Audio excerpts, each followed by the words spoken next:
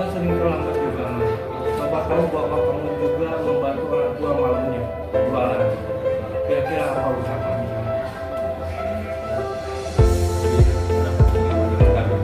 Kalau bisa di rumahnya handphone, ada handphone, pasang alarm. Alarmnya jangan jam 6 tapi jam berapa mas? Jam 4. Terus bagaimana? Kalau alarm itu bunyi bagaimana mas? Jangan bapak dulu ya. Semoga tidak ada laporan lagi ya.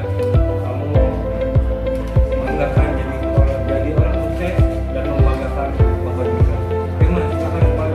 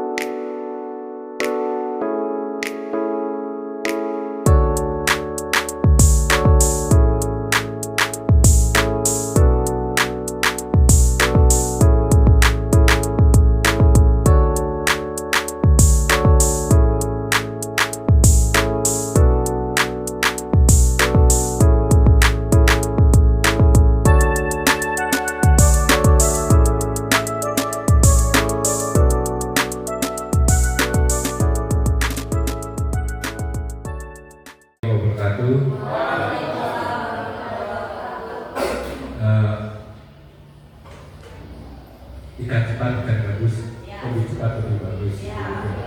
Ya, Abina. Ya Bapak Ibu, saya ingin menyampaikan gambaran secara umum mengenai modul 1.4 disiplin positif. Sebenarnya yang tadi sudah disampaikan oleh Pak Sarjani itu luar biasa jelas sekali yang itu. Jadi hanya garis besar saja budaya positif. Ini mungkin istilah baru ya, budaya positif. Ya, kita tahunya adalah sesuatu yang sifatnya memaksakan. Cerita PDD, anak disuruh tanda tangan di atas materai, mereka harus mentaati kata tertib semua peraturan yang ada di sekolah. Itu berlaku dari tahun ke tahun. Anak dipaksa dengan konsekuensi bahwa kalau melakukan ini ada konsekuensinya. Bapak Ibu setuju tidak dengan kultur seperti itu? Setuju tidak? Anak dari awal masuk tanda tangan di atas materai dengan 3 lembar sebuah pernyataan, di dalamnya tidak boleh ini, tidak boleh itu, dan akhirnya kalau melanggar konsekuensinya adalah bisa dipanggil orang tuanya atau bahkan harus mengajukan pengunduran diri. Setuju tidak dengan kultur begitu? Setuju tidak? Coba alasannya apa, Pak Alfi? Ya, Assalamualaikum warahmatullahi wabarakatuh. Kalau saya sih setuju karena yang namanya aturan itu sebelumnya ada kesepakatan terlebih dahulu. Jadi yang namanya kalau sanksi itu sebelum ada punishment kan, maksudnya beda dengan kalau hukuman itu kadang langsung kalau hukuman itu apa sih sebetulnya itu langsung pada saat itu gitu. Tapi kalau sanksi itu ada kesepakatan dulu, mungkin yang lebih lengkap lagi harusnya ada kesepakatan dan ada diskusi dulu dengan siswa, ini aturan-aturannya kalian sepakat atau tidak. Kalau tidak sepakat boleh tidak lanjut, kalau sepakat ya lanjut. Nah, itu adalah menurut saya aturan yang ideal kayak gitu. Untuk nanti sanksinya berat atau apa ya itu kan pilihan ya. Karena kalau misalnya kita terlalu mengikuti siswa juga ya mau gimana bagusnya. Kita contoh misal kalau negara itu Singapura itu orang-orangnya pada patuh, tapi mereka itu pada nurut tapi patuh karena mereka dengan ancaman. Gak apa-apa, bagus kan, tetap bagus kan untuk negaranya. Tapi mungkin yang akan dikejar itu seperti Jepang itu mereka ada dalam dirinya, mereka ada dalam motivasi diri. itu lebih bagus. Tapi kan ada prosesnya. Mungkin diawali dengan aturan awal tadi dengan kebangsaan. Oke, terima kasih. Assalamualaikum. Saya sholat ya. Nah sekarang ada pertanyaan lagi Pak Dodi. Dengan penerapan aturan atau tata tertib sekolah itu bisa menciptakan budaya positif tidak di sekolah. Nah, ada yang mau memberikan penjelasan. Jadi begini ya, tadi kan ada peraturan, ada keyakinan atau kesepakatan kelas. Gitu. Peraturan itu kan dibuat bukan berdasarkan kesepakatan, tetapi memang sudah disusun sebelumnya. Gitu. Sedangkan keyakinan itu kan dibuat antara guru dengan siswa, ya akhirnya disepakati menjadi sebuah keyakinan kelas seperti itu. Nah, hanya ini bertolak belakang dengan peraturan. Kadang-kadang kita membuat peraturan sekolah, peraturan kelas bertolak belakang dengan keyakinan kelas, begitu.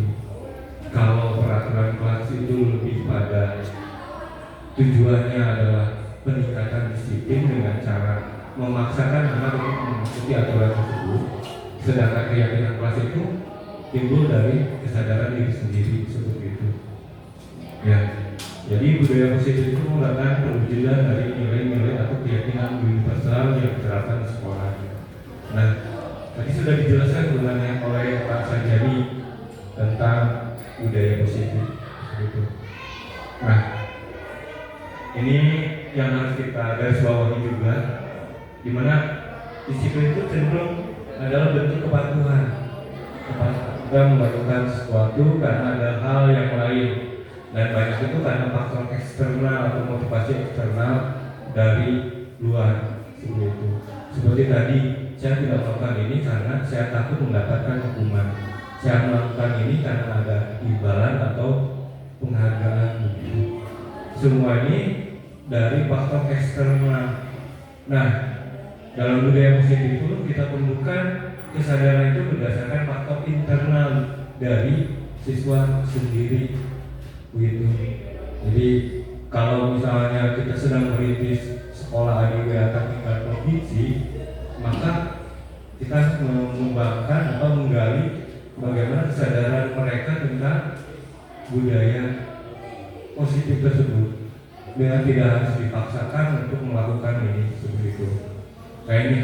Jadi kita sebagai pendidik itu harus menciptakan anak-anak yang memiliki disiplin diri yang berasal dari dalam diri anak itu sendiri atau intuisi. Dalam arti kata lain adalah kesadaran sendiri begitu, bukan dari faktor eksternal. Praktiknya memang terjadi seperti itu. Anak taat tidak mengeluarkan baju karena faktor eksternal, takut bicarakan keluarga, begitu ya. Kemudian anak tidak pakai make-up dan sebagainya, ya karena mereka takut mendapatkan sanksi, begitu. Anak melakukan ini karena ingin mendapatkan imbalan atau penghargaan.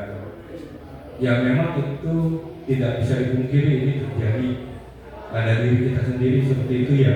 Anak mau berbicara di depan kelas itu karena faktor karena ingin mendapatkan penghargaan atau imbalan dari gurunya tanpa timbul dari kesadaran sendiri begitu. Jadi ini yang harus kita garis bawahi. Jadi kecenderungan disiplin itu pada kepatuhan kita kembalikan atau kita ubah menjadi kesadaran diri sendiri. Oke. Nah ini tentang motivasi perilaku manusia tadi juga sudah dijelaskan oleh Pak Sanjani.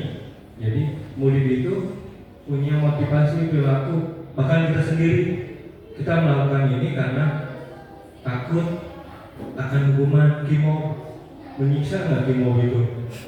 Kalau saya mah tidak, karena rumahnya dekat dan sebagainya. Kalau bapak ibu kan pulang dulu, balik lagi absen dan sebagainya. Karena apa? Motivasinya karena takut mendapatkan hukuman begitu. Ya. Nah kemudian ada juga yang motivasi pada diri kita sendiri itu karena motivasi karena ingin mendapatkan penghargaan atau imbalan gitu. Boleh tidak ini yang dua ini? Tidak apa-apa begitu ya. Tapi ini kesini ujungnya motivasi ya mereka itu melakukan karena ingin menghargai diri sendiri. Kenapa saya datang tepat waktu ke kelas? Karena itu adalah bentuk menghargai diri sendiri, bukan karena ingin dapat pujian atau imbalan begitu ya. Nah ini ada motivasi perilaku yang berdasarkan teori dari Rosen. Oke, ini jadi ada motivasi eksternal, internal yang tadi sedikit dijelaskan. Kemudian bagaimana disiplin dengan pendekatan restitusi tadi juga sudah disampaikan oleh Pak Sarjani begitu ya. Jadi kita bukan sebagai penghukum, kontrol kita sebagai penghukum atau sebagai teman atau sebagai apa Pak Jadi tadi lupa lagi manajer ya. Jadi kita yang kita harapkan ini kita tuh sebagai kontrol guru itu sebagai manajer ya. Jadi anak belajar untuk memperbaiki diri sendiri sehingga timbulnya kesadaran diri untuk memperbaiki hidupnya, dirinya, perilakunya seperti itu yang dia harapkan gitu. Jadi nah ini hubungannya dengan segitiga restitusi. Jadi dalam kalau ada kasus begini anak yang datang terlambat begitu, kita stabilkan dulu, stabilkan identitasnya. Pastinya kita juga pernah terlambat kan ya datang ke sekolah. Jadi sebuah karena pelanggaran itu dilakukan secara wajar, namanya juga manusia pasti seperti itu ya. Jadi tahapan pertama itu kita harus menstabilkan si anak, stabilkan si anak, kemudian memvalidasi tindakan itu salah begitu. Jadi setiap manusia pasti melakukan kesalahan dan itu wajar, tetapi sebaiknya ya kita hubungkan dengan keyakinan diri sendiri. Kalau kamu ingin dihargai, maka menghargai diri sendiri seperti itu. Nah itu dari saya, terima kasih. Assalamualaikum warahmatullahi wabarakatuh. Saya mengucapkan banyak terima kasih karena Bapak Ibu bersedia hadir pada acara diseminasi budaya positif ini. Sebagaimana kita tahu bahwa diseminasi adalah penyebarluasan ide atau informasi dengan harapan bahwa ketika sudah disebarluaskan ide tersebut, maka kedepannya akan dilaksanakan atau diterapkan di sekolah masing-masing atau di kelas masing-masing. Untuk itu sekali lagi saya ucapkan terima kasih karena Bapak Ibu sudah mau hadir lalu mengorbankan waktunya untuk kegiatan ini. Semoga diganjar oleh amal pahala yang berlipat-lipat. Amin ya rabbal alamin. Kita lihat bahwa di hari ini adalah aksi nyata saya ketika hampir menyelesaikan modul 1.4 yaitu tentang budaya positif, di mana aksi nyatanya adalah diseminasi budaya positif.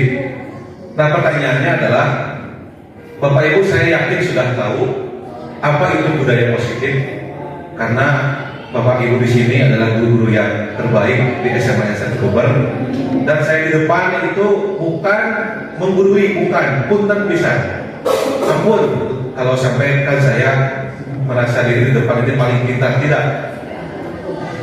Saya di sini hanya mendapat ilmu dari luar lalu disebarkan balik, dan terjadilah nantinya diskusi.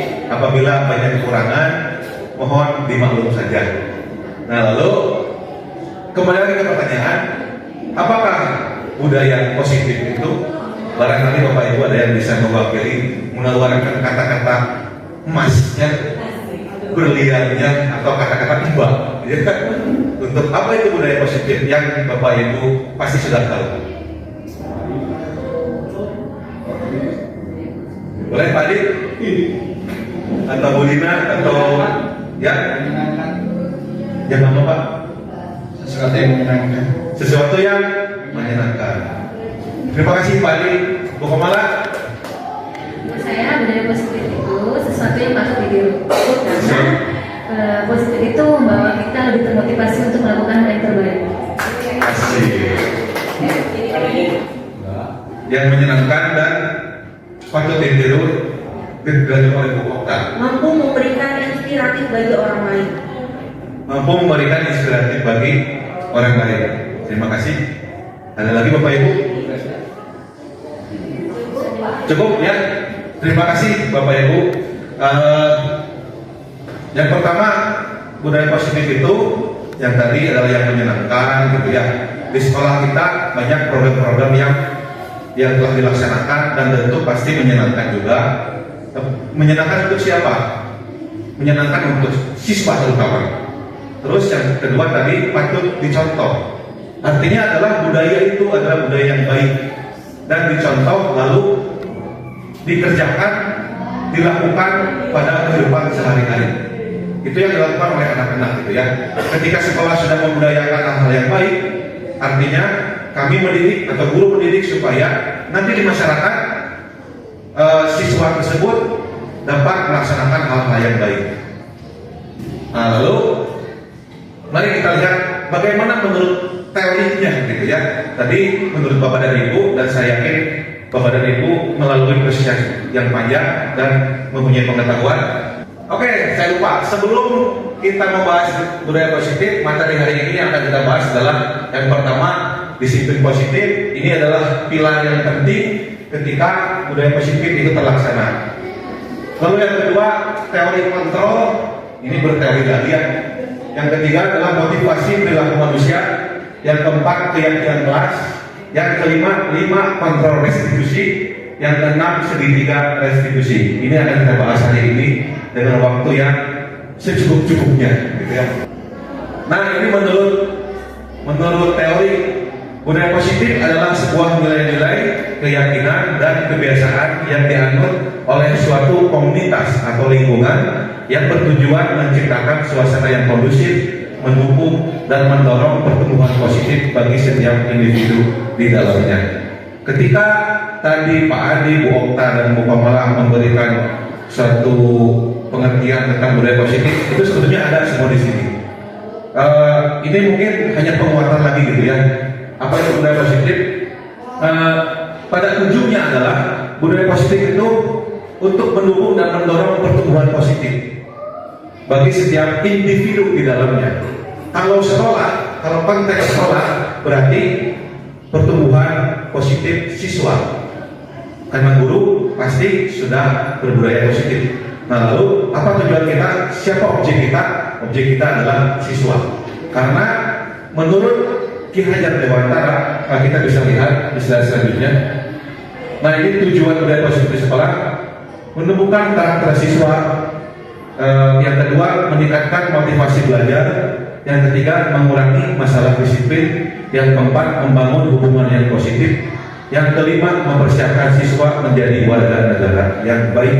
Itu adalah yang paling atas. Kalau jadi warga negara yang baik, tentunya lingkungan akan kondusif, lingkungan akan baik gitu ya. Menumbuhkan karakter siswa, kalau kita lihat bagaimana karakter siswa yang ingin dibentuk, ya kalau untuk kurikulum Merdeka adalah karakter profil pelajar Pancasila. Lalu meningkatkan motivasi belajar, tentu ketika suasana kondusif, di kelas tidak ada yang berisik, di kelas semuanya memperhatikan, pasti akan motivasi belajar bakal meningkat, gitu ya. Lalu yang ketiga, mengurangi masalah disiplin, sudah pasti. Yang keempat, membangun hubungan positif, entah antar siswa atau guru dan siswa. Dan kelima, yang tadi mempersiapkan siswa untuk menjadi warga negara yang baik.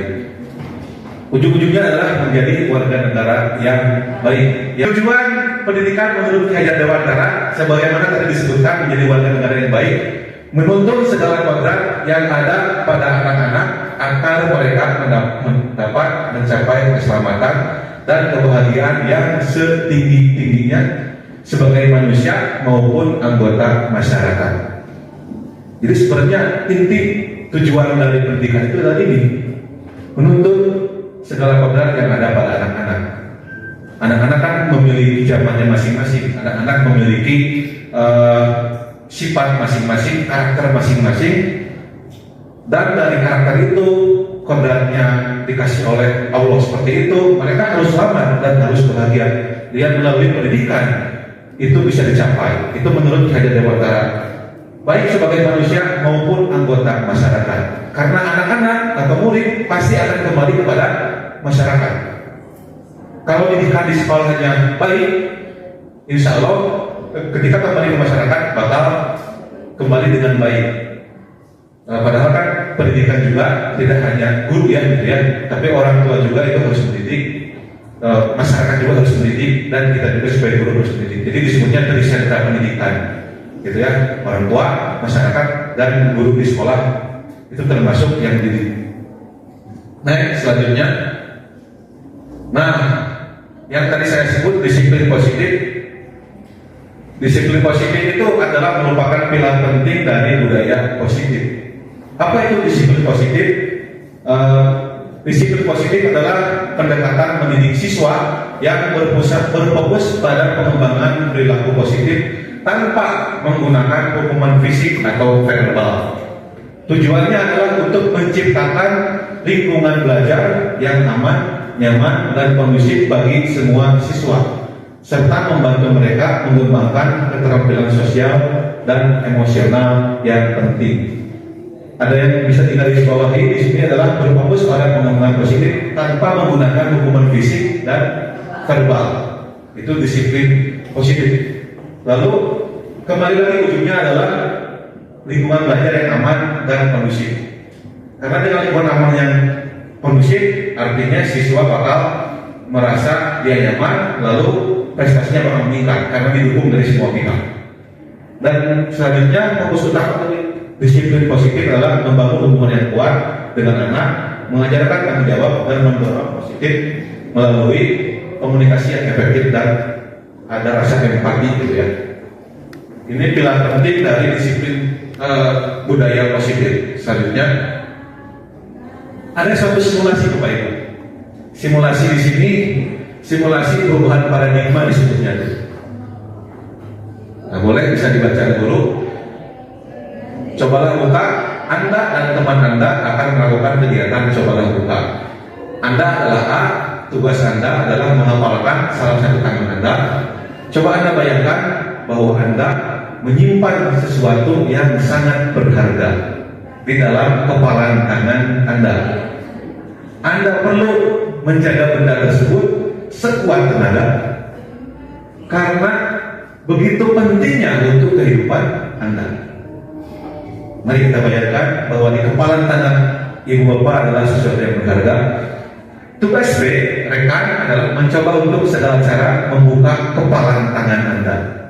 Boleh dengan cara membujuk, menghardik, mengintimidasi, memarahi, menggoda, menggelitik, bahkan menawari Anda uang. Bagaimanapun caranya harus terbujuk, si tangannya terbuka. Sudah terbayangkan? Ini hal yang berharga. Lalu ada yang membujuk sok orang diberi duit, asal mana sok dibikir, sok orang kayak diberi mobil, kayak bakal dibuka. Pertanyaannya adalah, apakah Anda akan membuka kepala tangan Anda? Nah, boleh sampai mau berpendapat? Ya, Bu Lupi, mana? Saya sebagai ayah, Pak. Ya. Saya menggenggam erat apa yang menurut saya sangat berharga bagi hidup saya. Saya tidak akan membuka kepala tangan saya, walaupun saya dihardik, dibujuk, diintimidasi, dimarahi, digoda, digelitik, apa aja, tawari uang, saya tidak akan membuka kepala tangan saya, karena yang saya genggam adalah sesuatu yang sangat berharga bagi hidup saya. Super sekali ya, super sekali. Ada lagi Bapak Ibu yang mau berpendapat, apakah mau dibuka atau mau dikepalkan terus? Bisa saja dibuka. Ya, Pak Adi, mau tambahin? Kalau Pak Adi gimana posisinya? Tergantung kondisinya, Pak. Tergantung kondisi. Bisa saja dengan saya membuka kepalan tangan saya itu akan banyak memberikan manfaat daripada mudorotnya. Kalau saya tetap mengepalkan tangan saya akan banyak kerusakan yang ditimbulkan ketimbang tangan saya terbuka. Oke, mantap sekali. Benar-benar ini ya, Pak Adi. Pak Adi dulu, oke? Sesuai umur Pak. Bisa ya. Ada lagi Bapak Ibu yang mempunyai pendapat lain? Dibuka lagi tutupnya. Cek. Tergantung situasi dan kondisi. Bu Mangga? Contoh, Ada lagi? Atau cukup? Sebenarnya tidak ada yang salah dan tidak ada yang benar jawaban tadi, semuanya relatif ya. Namun di sini saya tekankan bahwa ada yang namanya teori kontrol. Teori kontrol. Teori kontrol adalah teori kontrol adalah ketika nah ini ada pertanyaan yang ketiga. Lalu kita ini sesungguhnya siapa yang memegang kendali atau kontrol untuk membuka dan menutup kepala tangan? Nah itu diri kita sendiri. Mau dibujuk segimanapun kita nggak mau, ya udah nggak mau. Kalau terbujuk berarti kan karena kita mau, ya udah.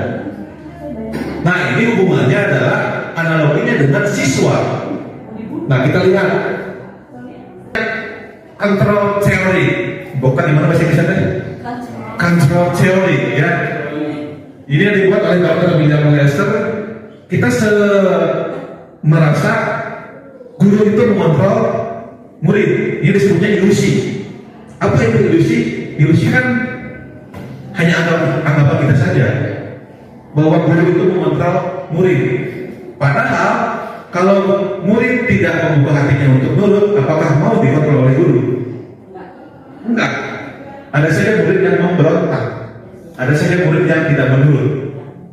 Mana yang jalan PR? Cici kan tidak ada. Apakah mereka dianya mau? Enggak mau. Beda dengan siswa yang sok PR kerjain. Ya Bu, siap, langsung dikerjain. Itu kan berarti kontrolnya ada di guru. Saya di murid berarti. Di orang yang bersangkutan. Ini yang kedua adalah ilusi bahwa semua pemasaran positif efektif dan bermanfaat. Apa itu penguatan positif seperti bujukan, rayuan, ya seperti itu. Stimulasi, ya macam-macam. Ada yang ngasih uang, ada yang seperti apa? Pujian, gitu ya. Apakah selamanya pujian itu bakal menjadi bagus kepada siswa? Belum tentu, ya, belum tentu. Ada siswa yang tidak perlu dipuji. Saya ingat Joe Taslim. Joe Taslim itu di podcast dari produser, dia tidak mau tinggal di Amerika karena dia tidak suka dengan orang-orangnya yang banyak gula. Dikit-dikit dipuji, dikit-dikit dipuji. Oh baju kamu bagus, oh hidung kamu bagus, oh muka kamu bagus. Joe Taslim itu jenuh melihat itu. Saya tidak suka. Ternyata ada orang yang tidak suka seperti itu. Nah konteksnya adalah siswa. Bisa jadi siswa juga kalau tidak pada tempatnya, kalau tidak pada nyambungnya porsinya, mungkin dia tidak nyaman dengan pujian itu, gitu ya. Lalu yang ketiga, bahwa kritik dan membuat orang merasa bersalah dapat memuaskan karakter. Belum tentu. Ada yang mentalnya kuat, ada juga siswa yang mentalnya lemah. Ketika dikritik, kamu PR-nya jelek misalkan, dia pastinya gak masuk. Itu ada di sini ya. Gitu. Jadi tidak semua siswa itu kuat, gitu ya. Tidak semua siswa itu kuat. Ini kasusnya ada di sini, ya, dari SMA Bogor. Tapi alhamdulillah bisa tertangani, gitu ya.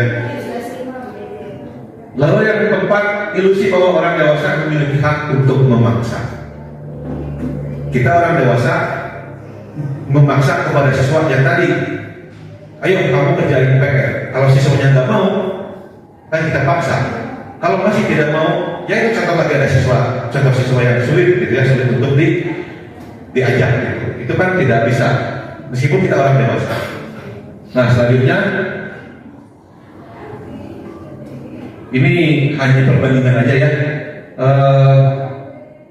Ada yang disebut paradigma stimulus respon, terus ada teori kontrol. Yang tadi teori kontrol kebutuhan kita sama.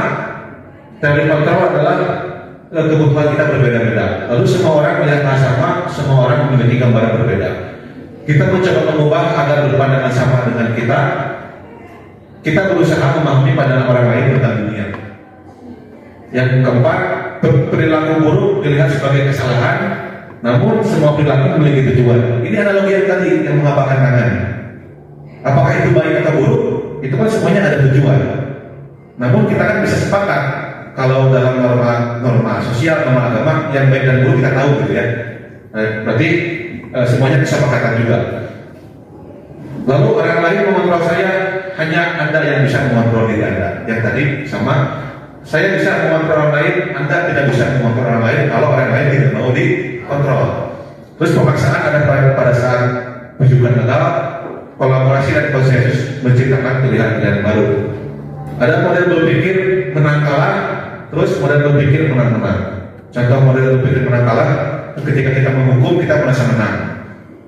Kalau kita menang-menang, kalau kita bukan menghukum ya, jadi siswa itu dikasih pilihan untuk memperbaiki kesalahannya, negosiasi. Berarti kan win-win solution, win-win solution. Tidak kita menang dia kalah enggak gitu ya. Nah selanjutnya kita kembali ke makna kata disiplin. Ini pemahaman disiplin secara sekarang gitu ya, yaitu tata tertib, teratur dan kepatuhan terhadap peraturan. Sering dihubungkan dengan hukuman, sesuatu yang dilakukan seseorang pada orang lain untuk mendapatkan kepatuhan. Yang keempat, cenderung menghubungkan kata disiplin dengan ketidaknyamanan. Lalu apa yang ini kan pemahaman kami mungkin ya, atau saya lah. Kalau itu mungkin beda. Apakah kata tertib pasti harus patuh, harus teratur? Itu betul gitu ya. Kalau teratur, saya setuju bahwa disiplin teratur gitu. Seperti sholat kan ya, kalau jam 12 terus jam 12, terus harus jam 3:30, itu kan teratur sekali. Tapi yang bedanya adalah paradigma disiplin sekarang adalah dihubungkan dengan ketidaknyamanan. Itu kan hal yang salah. Padahal disiplin itu membuat kita lebih teratur, lebih harmonis, gitu. Harmonis dan seimbang. Dan ini menurut Ki Hajar Dewantara agak panjang ya. Untuk mencapai kemerdekaan atau dalam konteks pendidikan, untuk menciptakan murid yang merdeka, syarat utama adalah harus ada disiplin yang kuat. Disiplin yang dimaksud adalah disiplin diri yang memiliki motivasi internal. Jika kita tidak memiliki motivasi internal, maka kita memerlukan pihak lain untuk mendisiplinkan atau motivasi eksternal. Karena berasal dari luar, bukan dari dalam diri kita. Yang paling bagus adalah motivasi internal. Dan selanjutnya, seseorang yang memiliki disiplin diri berarti mereka bisa bertanggung jawab terhadap apa yang dilakukannya, karena mereka berdasarkan tindakan mereka pada nilai-nilai kebajikan. Nanti kita bahas nilai kebajikan universal. Lalu sebagai pendidik juga kita menciptakan anak-anak yang memiliki disiplin diri. Jadi tidak menunggu didisiplinkan oleh luar, tapi mereka sadar akan diri mereka dan disiplin diri. Bukan motivasi ekstrinsik, namun motivasi intrinsik. Nah ini berdasarkan nilai-nilai kebajikan tadi, ada pelajaran Pancasila yang sudah kita bahas tadi, ada IBO Primary Youth Program. Ini adalah nilai-nilai kebajikan secara umum gitu ya, dari 6 institusi. Toleransi, rasa hormat, integritas, mandiri. Ini karakter-karakter yang ingin kita tanamkan kepada siswa. Ini sama, cinta kepada Tuhan, kemandirian dan tanggung jawab, kejujuran, dan lain-lain bisa dibaca, nanti kita share. Ini sama, peduli, rajin, integritas, rasa hormat. Intinya adalah karakter-karakter baik gitu ya, yang ditanamkan kepada siswa. Nah, ini motivasi yang tadi saya bahas, intrinsik dan motivasi ekstrinsik. Ada 3 tahapan. Yang pertama, ini tahapan paling buruk dari sebuah motivasi, untuk menghindari ketidaknyamanan atau hukuman. Ada siswa yang masuk ke sekolah itu karena takut dimarahin atau dihukum. Ini paling rendah, motivasi paling rendah. Berarti motivasinya internal atau eksternal? Eksternal, karena takut dimarahi. Lalu yang kedua, untuk mendapatkan imbalan atau penghargaan dari orang lain. Ini tingkat yang lebih tinggi. Apakah ini motivasi eksternal atau internal? Eksternal juga, karena mengharap dari luar, gitu ya, dari orang lain. Pengen pengen diakui, gitu ya. Terus yang ketiga, menjadi orang yang mereka inginkan dan menghargai diri sendiri dengan nilai-nilai yang mereka percaya. Ini internal atau eksternal? Internal. Contoh, karena mereka masuk ke sekolah itu tepat waktu, karena mereka ingin belajar dengan nyaman misalnya. Itu motivasinya adalah internal banget. Gitu. Pasti mereka akan sadar dengan sendirinya. Nah, ini tingkatan yang paling tinggi. Tingkat yang paling tinggi. Selanjutnya, nah, ini buat Bapak Ibu, pertanyaan pemantik.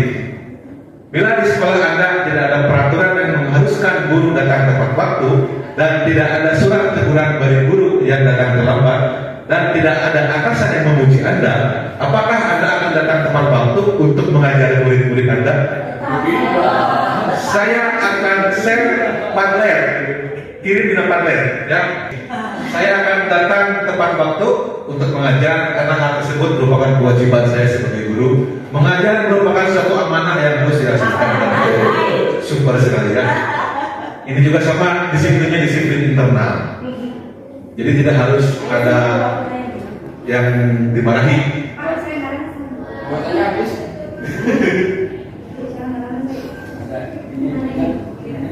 Nah, tentu tidak. Apakah ini pertanyaan kedua? Apakah Anda akan datang tepat waktu untuk mengajar mereka? Tentu tidak. Alasannya tidak apa datang terlambat. Yang penting tetap ke kelas. Kalaupun udah ke kelas, yang penting anak bertugas. Itu terlalu realistis. Sudah sip. Yang tadi dari siapa? Yang mana? Yang tadi yang bilang kayak itu. Nah, Ini ada bacaan ini.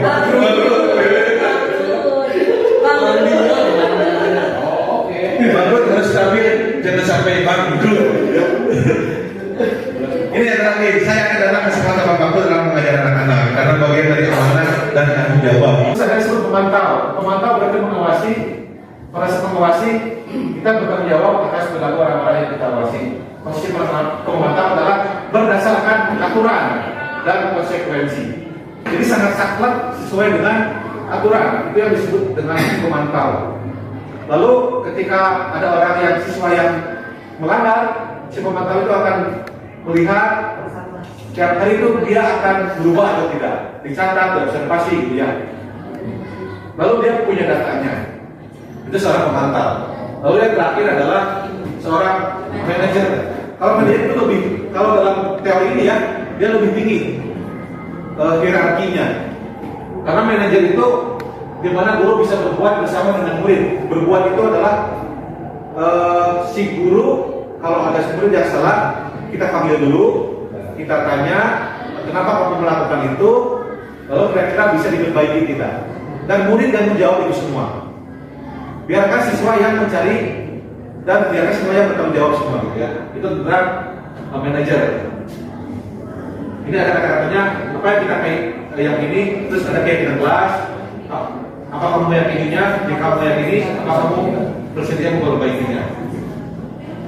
Ini yang bisa share.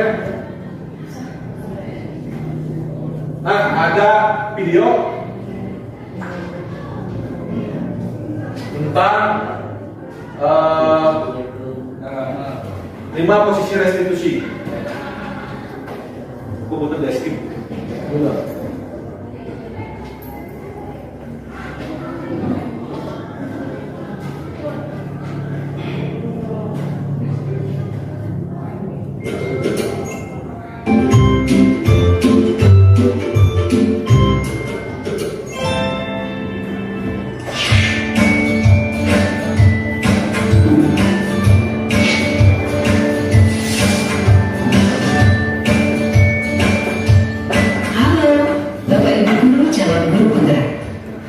Video ini akan menampilkan 5 adegan interaksi guru dan murid.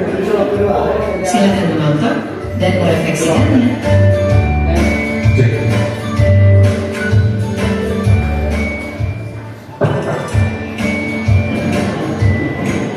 Pagi anak-anak, silakan PR yang kemarin ibu berikan diletakkan di meja.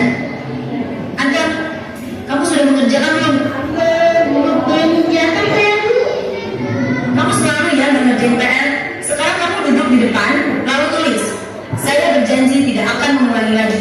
Saya berjanji akan berusaha menjadi murid yang rajin belajar sampai pelajaran saya selesai.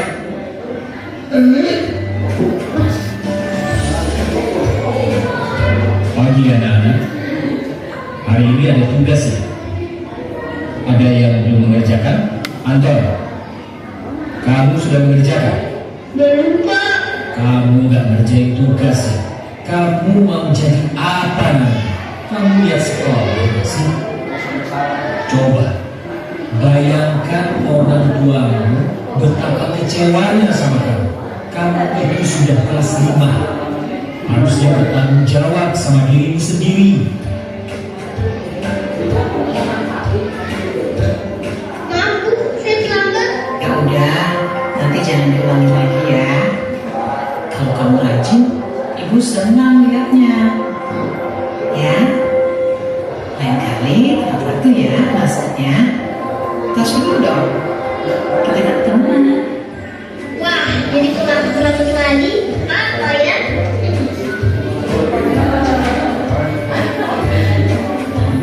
Kamu kok nggak pakai baju olahraga? Bapak catat kamu sudah 3 kali loh nggak ikut olahraga bulan ini. Iya, Pak. Sudah 3 kali berarti saya dapat sanksi, Pak.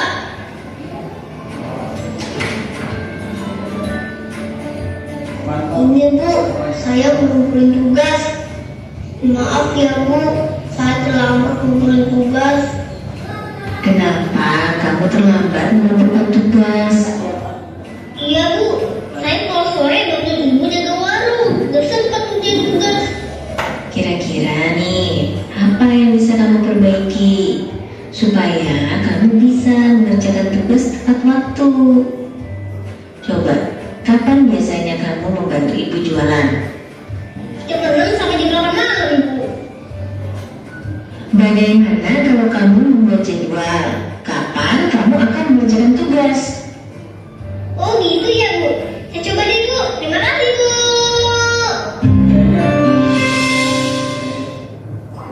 Nah, Bapak Ibu, tadi yang pertama itu termasuk ke penghukum ya. Halo, Bapak Ibu guru, calon guru. Lalu yang kedua sebagai pembuat rasa bersalah. Yang ketiga sebagai merasa teman gitu ya, teman karena kita teman dong gitu ya.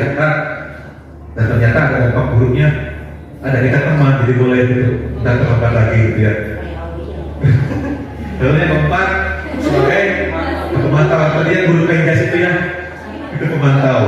Yang kelima, nah tadi ada solusi-solusi yang ditawarkan, lalu bagaimana siswa itu mau bertanggung jawab atas perbuatannya. Itu masuknya adalah manajer gitu ya.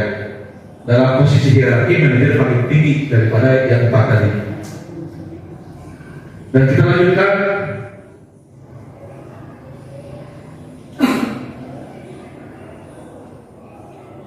Nah, keyakinan kelas, Bapak Ibu pasti sudah melakukan di kelas tentang keyakinan kelas, atau ke kelas saja ya. Bapak Ibu sudah melaksanakan dengan kelasnya masing-masing maupun pada kegiatan pembelajarannya masing-masing. Saya yakin Bapak Ibu sudah ahli dalam keyakinan kelas. Jadi kita lihat, kalau lihat teori adalah seperangkat prinsip yang disepakati bersama oleh guru dan siswa. Artinya ada kesepakatan antara guru dan siswa. Lalu bagaimana prosedur pembentukan keyakinan kelas? Ada video lagi, mau nonton nggak? Boleh. Pak, betul di skip Pak.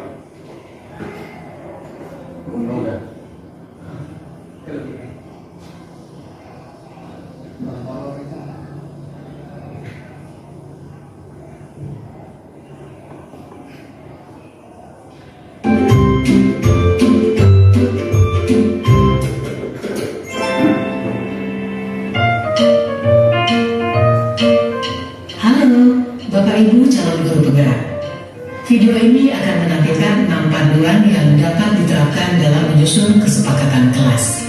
Mari kita simak bersama. Izinkan murid untuk menyampaikan masalah yang dihadapi saat ia berada di kelas dan harapan kelas yang membuatnya nyaman. Hal ini bisa dilakukan secara individu, berkelompok, atau dari survei kelas.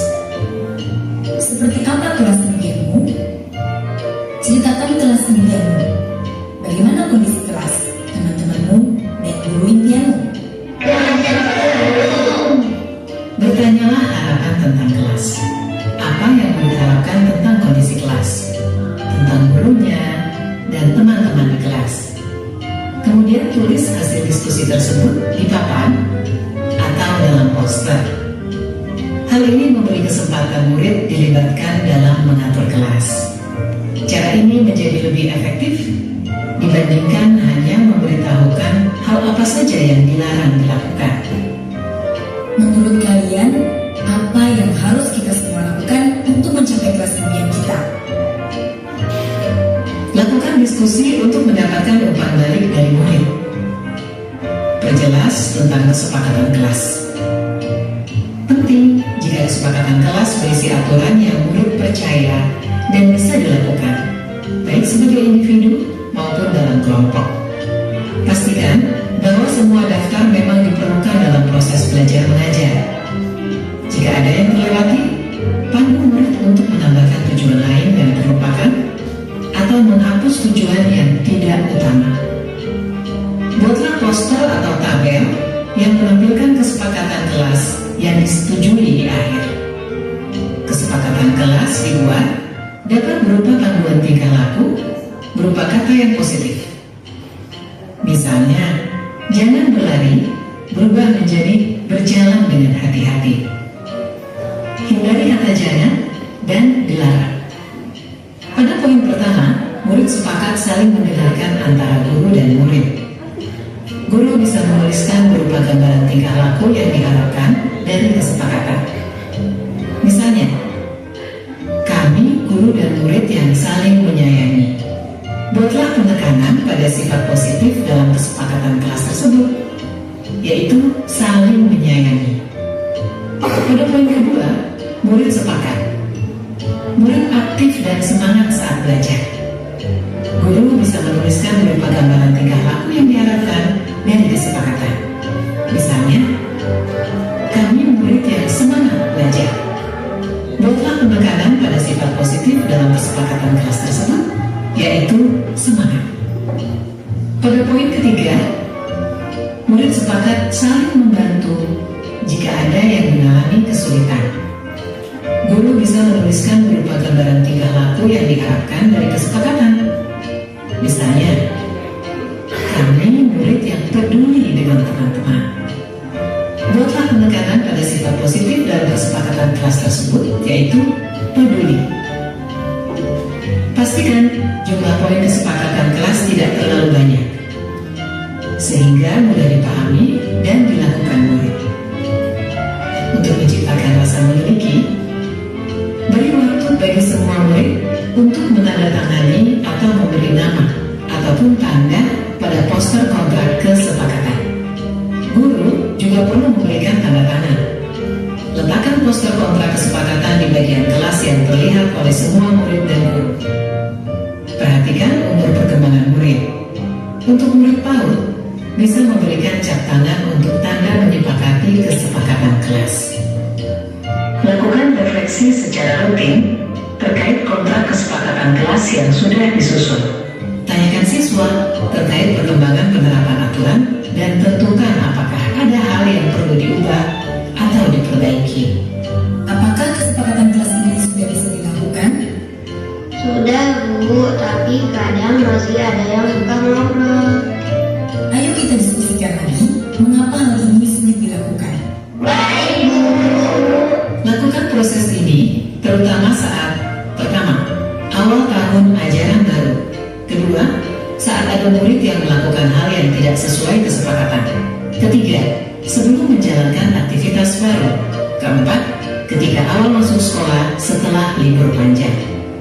Proses ini tidak akan pernah berhenti dan akan selalu dikembangkan. seperti proses belajar yang terus berlangsung selama kita hidup. Semangat mencoba! Nah begitu Bapak Ibu, saya yakin sudah melaksanakan. Namun kalau saya pribadi, saya belum menandatangani dan saya belum melakukan refleksi tiap bulannya gitu untuk kesepakatan kelas yang sudah dibuat. Selanjutnya materi yang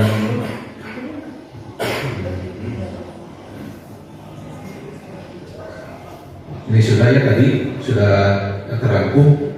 Ada 5 kebutuhan dasar manusia, yaitu kebutuhan bertahan hidup, kasih sayang yang diterima, benar, penguasaan atau kebutuhan, kebebasan dan kesenangan. Ini 5 kebutuhan dasar manusia yang kita miliki. Tidak bisa ya, langsung ini kebutuhan. Contohnya adalah Bimo, seorang TKB, selalu berlari keluar kelas menuju jalan raya di depan sekolahnya yang ramai dengan kendaraan. Tingkahnya membuat guru Bu Ani bingung dan seringkali lari mengejarnya. Ada beberapa kemungkinan jawaban yang diberikan oleh Bimo. Yang pertama, aku senang main kejar-kejaran dengan ibu guru. Kalau dikaitkan dengan kebutuhan manusia, itu adalah kebutuhannya kesenangan. Ya. Lalu yang kedua, ibu kejar aku karena ibu guru sayang aku. Ini kebutuhan akan cinta kasih sayang. Lalu yang ketiga, aku hebat kan bisa bikin ibu guru kejar aku. Ini kebutuhannya adalah untuk penguasaan, menguasai orang lain gitu. Lalu aku bosan belajar mewarnai terus di dalam kelas. Ini hanya kebutuhannya kebebasan. Selanjutnya, ketika perilaku siswa kan kita tidak tahu, mungkin tidak selalu lurus gitu ya. Ada juga siswa yang melanggar peraturan-peraturan keyakinan kelas. Ketika itu terjadi, maka ada salah satu pendekatan yang bisa dilakukan, yaitu yang dinamakan restitusi. Mungkin Bapak Ibu sudah tahu ya apa itu restitusi, dan ini ada sebuah pengertian. Restitusi adalah sebuah pendekatan disiplin positif yang berfokus pada pemulihan dan tanggung jawab siswa dalam memperbaiki kesalahan yang telah mereka lakukan.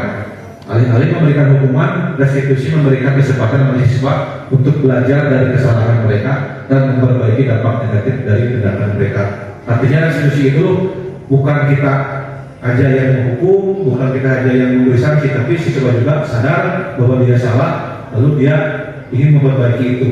Itu merupakan tanggung jawab dia gitu. Salah satu poinnya adalah itu restitusi itu.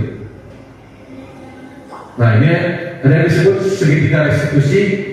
Yang pertama adalah menstabilkan identitas, yang kedua validasi tindakan yang salah, yang ketiga menanyakan keyakinan. Di sini dibahas lagi, restitusi adalah proses menciptakan kondisi bagi murid yang memperbaiki kesalahan mereka untuk memperbaiki sehingga mereka bisa kembali kepada kelompok mereka dengan karakter yang lebih kuat. Ini yang tadi segitiga restitusi, menstabilkan, validasi tindakan yang salah, dan ketiga menanyakan keyakinan. Ada sebuah video simulasi dari segitiga restitusi ya, Pak ini putar di skip di.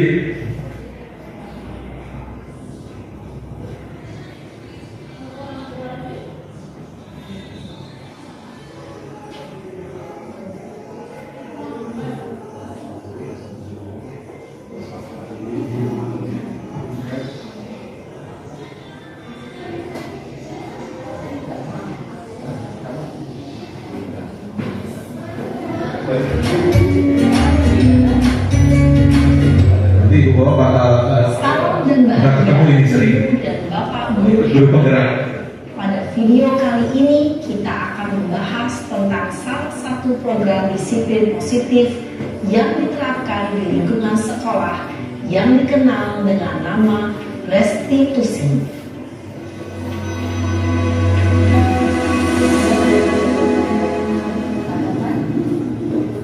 Restitusi dikembangkan oleh pakar pendidikan Dyer Gossen berlandaskan pada teori kontrol Dr. Williams. Sisi pertama menunjukkan bagaimana seorang guru. Berikut ini akan digunakan penerapan segitiga restitusi.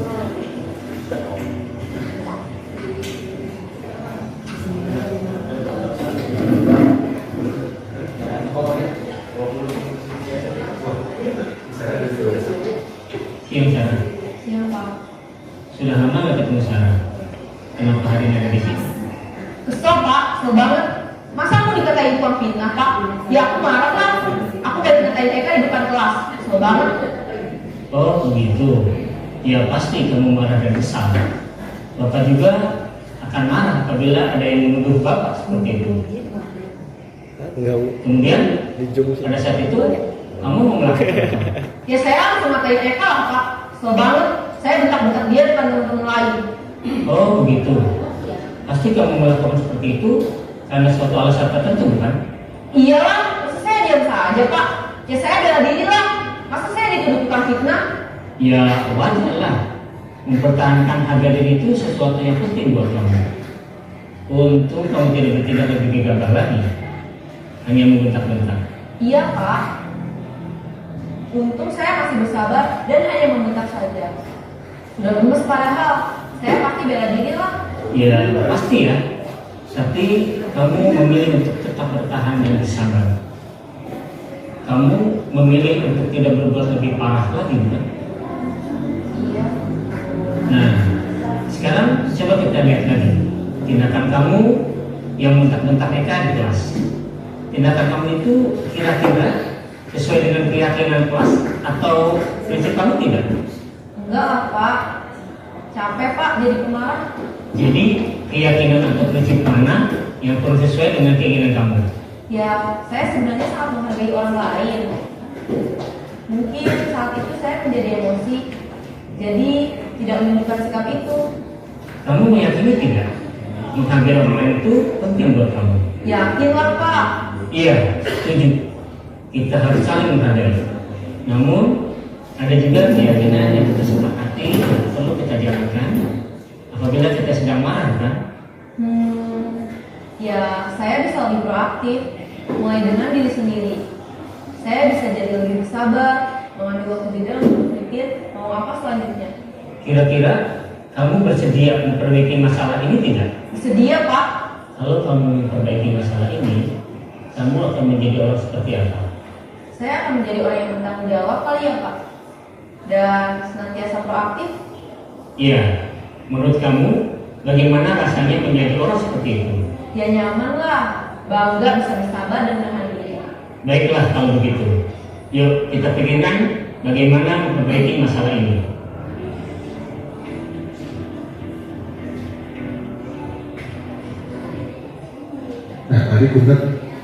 Nah, tadi salah satu simulasi atau role playing ketika melakukan segitiga restitusi. Sebetulnya segitiga restitusi itu salah satu saja pendekatan untuk mendapatkan disiplin positif gitu. Selebihnya masih banyak. Apakah pendekatan yang lain juga ada banyak gitu ya. Tinggal kita mana bisa diterapkan itu yang mana. Kalau dari guru penggerak memang di titik beratnya adalah segitiga restitusi ini sebagai kontrol yang paling tinggi yaitu manajer gitu ya. Bisa jadi ibu bapak juga ketika meminta pertanggungjawaban siswa bisa langsung menanyakan keyakinan. Kalau siswanya sudah sadar itu sudah cukup, tidak perlu melewati 1 atau 2 atau 3, cukup 1 juga sudah bisa gitu. Nah itu untuk segitiga restitusi. Selanjutnya adalah terima kasih. Alhamdulillah ya Bapak Ibu, saya terima kasih telah hadir di kelas ini untuk mengikuti diseminasi budaya positif. Semoga menjadi pahala buat Ibu dan Bapak, dan semoga bermanfaat untuk kedepannya. Wassalamualaikum warahmatullahi wabarakatuh. Waalaikumsalam.